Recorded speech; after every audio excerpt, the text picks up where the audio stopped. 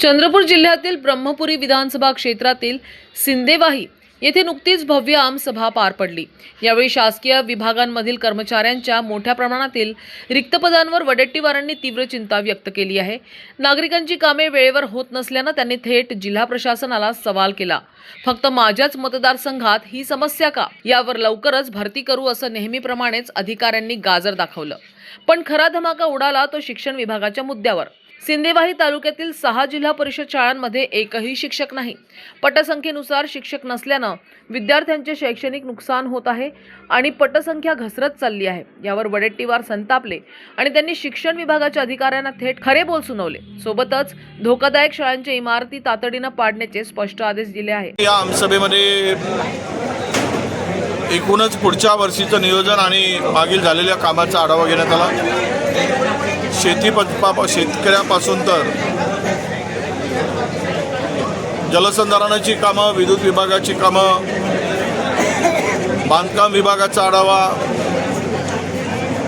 शाळांची झालेली अवस्था, नव्यानं शाळा बांधकाम, अंगणवाडीमध्ये असलेली रिक्त पदं, शिक्षकांची असलेली रिक्त पदं, या सर्व प्रकारचा आढावा घेऊन आवश्यक असलेल्या कामांना प्राधान्याने पूर्ण करण्याच्या सूचना देण्यात आल्या। त्या पलीकडे जाऊन ज्या ग्रामपंचायतमध्ये भ्रष्टाचार झाला असेल त्याची तातडीने चौकशी करण्यासाठी आणि जी सार्वजनिक हिताची कामं आहेत, पब्लिकला आवश्यकता असलेली कामं आहेत, ही कामंसुद्धा प्रायोरिटीने पूर्ण करण्याच्या सूचना आजच्या बैठकीत देण्यात आल्या। शिक्षकांच्या अपुऱ्या संख्येमुळे विद्यार्थ्यांचे प्रचंड नुकसान होत आहे, हे या ठिकाणी आढावा बैठकीमध्ये प्रामुख्याने जाणवलेलं आहे आणि ही अत्यंत गंभीर बाब आहे। मुलांच्या भवितव्याशी खेळण्याचं काम सुरू झालेलं आहे। 6 शाळा अशा आहेत की जिथे शिक्षकच नाही आणि त्यामुळे 6 शाळेमध्ये शिक्षक नसल्यामुळे त्या विद्यार्थ्यांना शिक्षण मिळत नाही आहे। ही परिस्थिती तिकडे दिसून येत आहे।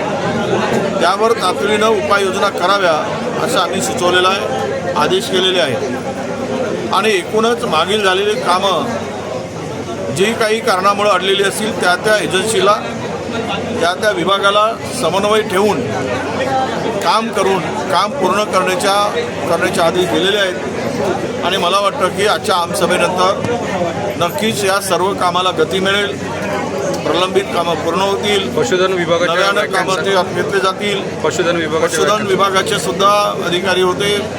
कोणत्याही शेतकऱ्यांना जंगली आणि हिंस्त्र पशुपासून गाय, बकरी किंवा पाळीव प्राण्यांचं नुकसान होत असेल तर त्याला त्वरित मोबदला मिळाला पाहिजे, मुख्यालयही राहिले पाहिजेत आणि त्यामध्ये कुठेही गैरप्रकार होता कामा नये, शेतकऱ्याची अडवणूक आणि शेतकऱ्याची लुबाडणूक होता कामा नये अशी सक्त ताकीद या अधिकाऱ्यांना सुद्धा दिलेली आहे। आणि आजची आढावा बैठक म्हणजेच एक नक्कीच विकासाला एक गती देणारी ठरेल असा मला विश्वास आहे। आम्ही 3 आजच्या सभेमध्ये ठराव घेतले।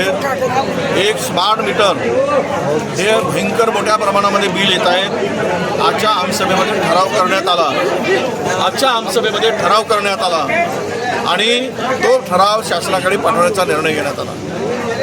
दुसरा महत्त्वाचा ठराव की 2017मध्ये शेतकऱ्यांना कर्जमाफी पासून वंचित राहिले, मंजूर झाली पण वंचित ठेवले गेले किंवा त्यांना मंजूर मिळाली नाही, त्या सर्व शेतकऱ्यांना पुनश्च कर्जमाफी मिळावी यासाठी सुद्धा आज ठराव करण्यात आला।